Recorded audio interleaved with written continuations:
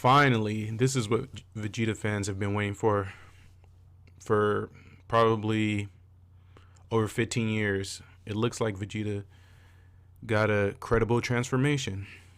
So without further ado, let's jump into it.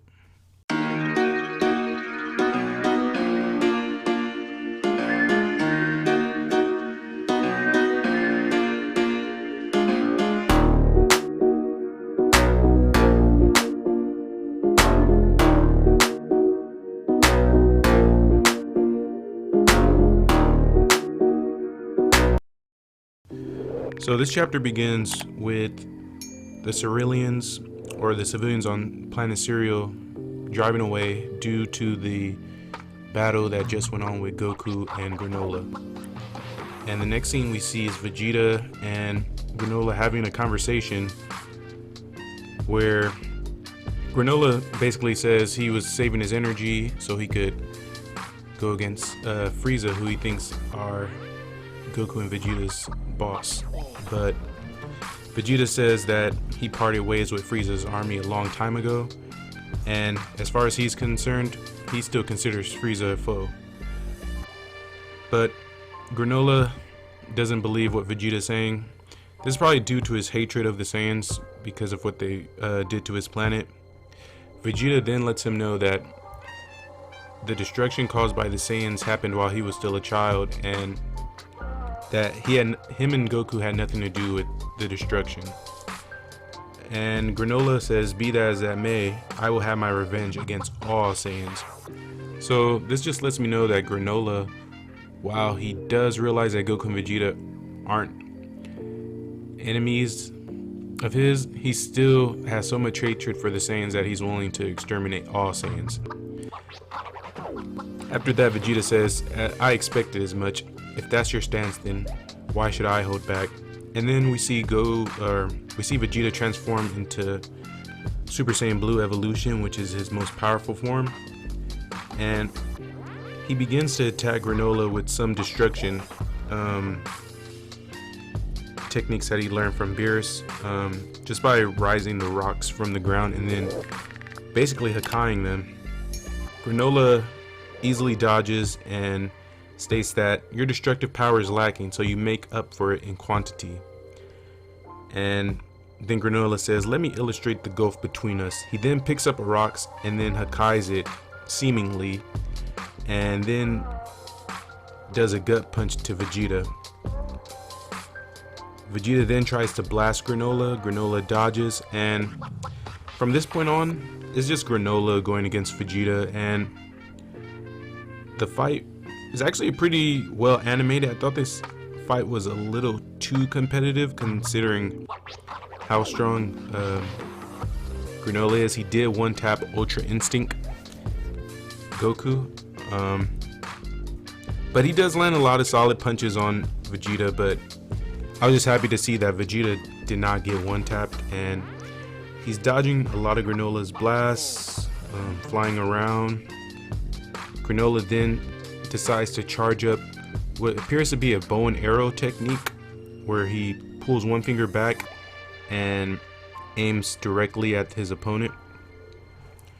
He then aims it at Vegeta and blasts him head on, and Vegeta takes it to the face and ends up being able to blow it back, but it does take a lot out of Vegeta. Granolah is surprised by this and says, "You people are far stronger than I had expected." And at this point, Vegeta starts to, talk trash, basically saying he still is going to win this fight no matter how strong Granolah is. And we get to the next scene where Goku wakes up. He sees that Granolah and Vegeta are still battling it out, and it's a pretty competitive fight at this point. Granolah still is basically, handling Vegeta. Vegeta's doing his best, but at the same time, Vegeta's still holding his own. It's not super one-sided, and at this point, Vegeta sneaks up behind Granolah and actually tricks him into destroying one of the ruins from the Cerealians. And at that point, Granolah is furious, and Vegeta then states, "I can tell, you know, that you only recently acquired this absurd strength." And Granolah states, "How can you tell?" And Vegeta then says, "Thanks for confirming. You're clearly not used to your power. You are majorly lacking in battle experience to back it up." At this point, they continue the fight, and Vegeta says, "What have you been up to since gaining this power? Have you put it to use with any training?"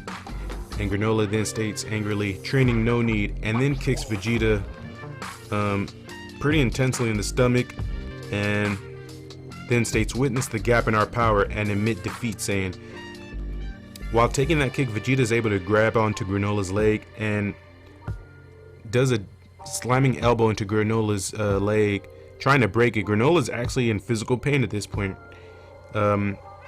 He then kicks Vegeta off, and then Granolah states, "This power I've gained makes me the strongest. It's a given that I'll win here today." And then Vegeta says, "That's the great thing about a battle. The outcome is never quite set in stone. It's exactly what I love about fighting." So Vegeta at this point, he's actually smiling while they're fighting. He doesn't seem like he's taking as much damage as I would have expected, considering how much damage Granolah was able to do to Goku. Then Vegeta states, "Here's a tidbit.